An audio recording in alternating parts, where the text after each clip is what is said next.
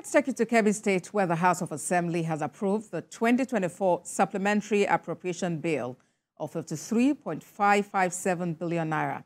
This development follows the presentation of the Joint Committee's report by the chairman, Bedene Yauri, on the floor of the House. The committee says it ensured accountability by inviting all relevant ministries, departments, and agencies for extensive deliberations, making necessary observations and amendments. Excellency, the Deputy Governor of Kebbi State, Comrade Dr. Nasir Karanwandu, a supplementary budget amounting to 53.5 billion. This supplementary budget has captured ministry, department, and agencies. We have divided this amount in two categories.